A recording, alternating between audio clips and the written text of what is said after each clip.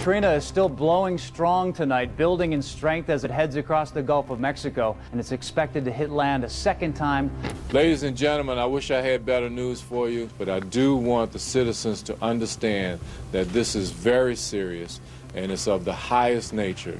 The first choice for every citizen is to figure out a way to leave the city. The tragedy of New Orleans in August 2005 is widely remembered as a natural disaster, but to meteorologists, civil engineers, and federal authorities, it was the entirely predictable result of a math equation they had already solved. For decades, the city of New Orleans existed behind a perimeter of concrete floodwalls and earthen levees built by the United States Army Corps of Engineers.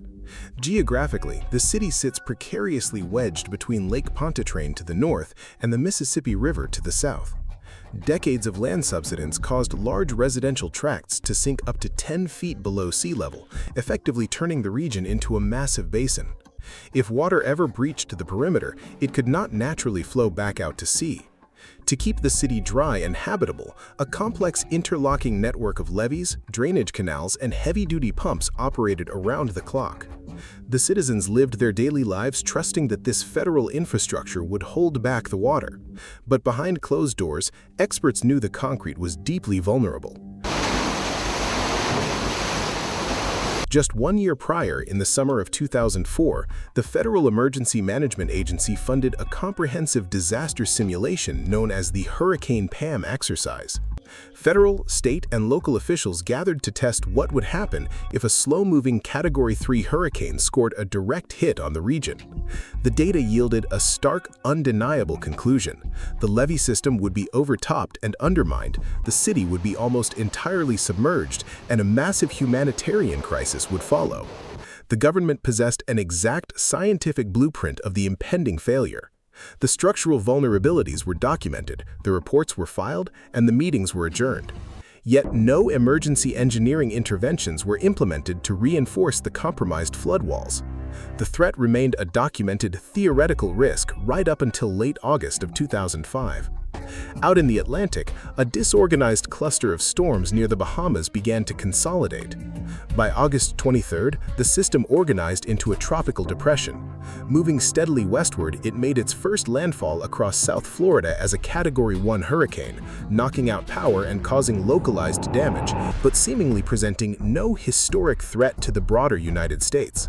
However, once the storm crossed the peninsula and entered the Gulf of Mexico, the atmospheric conditions shifted drastically.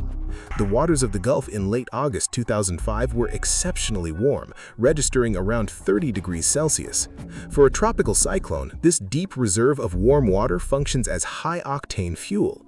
Furthermore, high-altitude exhaust winds allowed the storm to vent its energy perfectly, removing any natural barriers to its growth.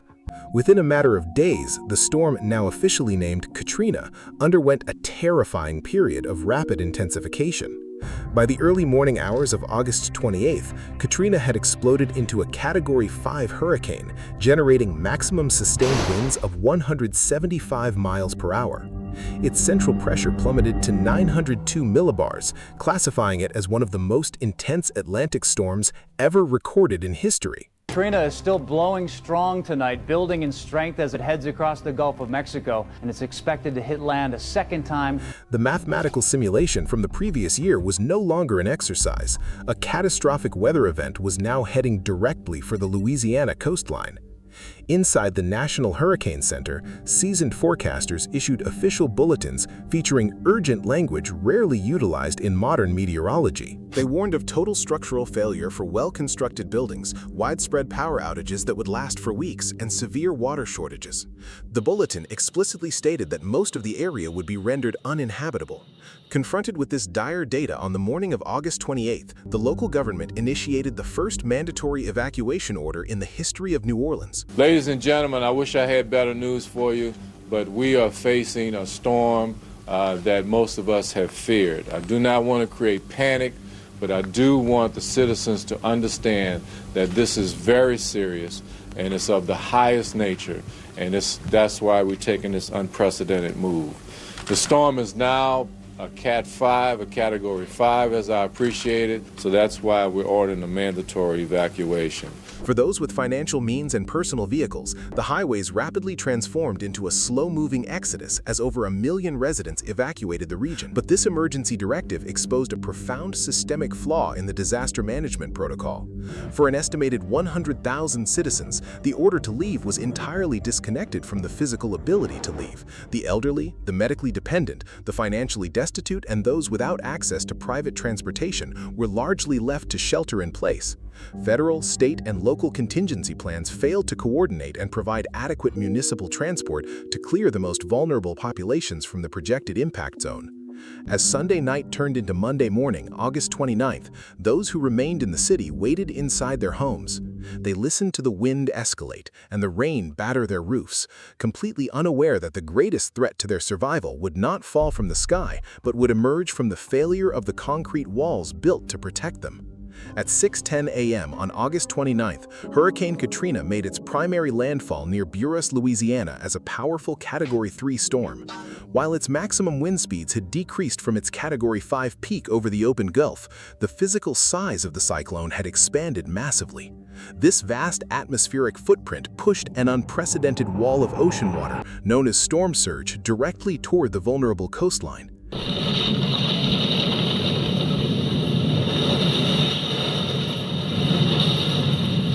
Initially, as the eye of the storm tracked slightly east of New Orleans, preliminary reports suggested the city had miraculously survived the worst. The wind damage, though severe, was generally survivable for those sheltering inside intact structures. However, the true disaster was already unfolding out of sight. The massive storm surge was funneled into the tight configurations of the Mississippi River Gulf outlet and the Industrial Canal. The immense water pressure strained the levees and floodwalls far beyond their designed capacity. Crucially, it was not merely a case of water safely spilling over the top. The underlying engineering itself failed. Concrete floodwalls were fatally undermined at their foundations, structural joints cracked under the pressure, and earthen berms simply washed away.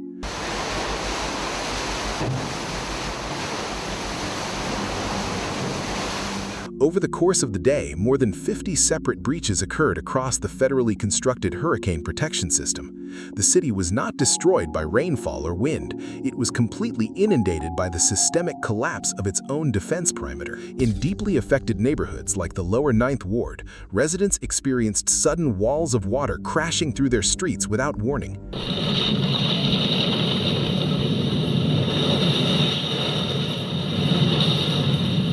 Ground floor rooms filled in a matter of minutes, trapping individuals inside their own homes. Families were forced to scramble into their attics, many using heavy tools to physically chop through their rooftops to escape the rising tide. Let him pull to the boat. Hey!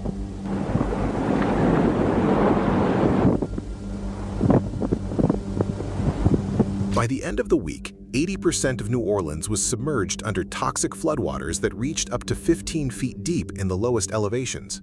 The structural collapse immediately triggered a secondary crisis, a total breakdown of regional logistics and humanitarian aid. Tens of thousands of stranded residents were directed to the Louisiana Superdome and the New Orleans Convention Center, which operated as designated shelters of last resort. However, these facilities were vastly undersupplied for a long-term siege.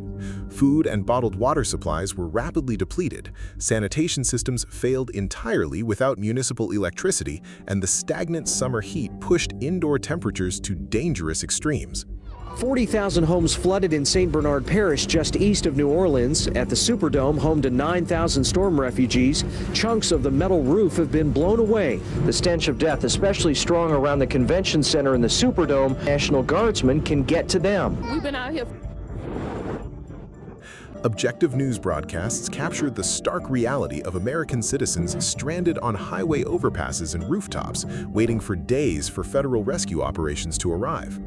The Federal Emergency Management Agency faced intense, unprecedented scrutiny for its delayed response and its inability to coordinate emergency resources efficiently. In total, the disaster claimed the lives of over 1,400 people across the region. The data revealed a tragic demographic disparity. Nearly half of all victims were over the age of 74, and the overwhelming majority of fatalities were attributed directly to drowning rather than wind trauma. the storm exposed a lethal, widening gap between municipal engineering and public safety. In the years following the disaster, independent investigations confirmed that the flooding of New Orleans was highly preventable, attributing the catastrophe directly to faulty design specifications and substandard construction by the Army Corps of Engineers. Despite these findings, a long series of legal battles ultimately shielded the federal government from any financial liability. Federal appeals courts ruled that the Army Corps was protected by the Flood Control Act of 1928, which provided broad immunity against lawsuits related to the failure of federal flood control projects.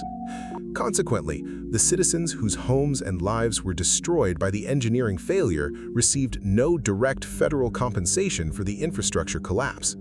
Now, in 2026, over 2 decades later, the physical and demographic landscape of New Orleans remains fundamentally altered. Following the disaster, the federal government allocated over $14.5 billion to design and construct the Hurricane and Storm Damage Risk Reduction System, a modern, highly reinforced network of surge barriers, gates, and pump stations built to withstand a 100-year storm event. The Army Corps of Engineers is spending $14.3 billion to bolster New Orleans' hurricane protection system. Do I feel safe? Do I think the Corps of Engineers has done enough to protect this city, to protect this area?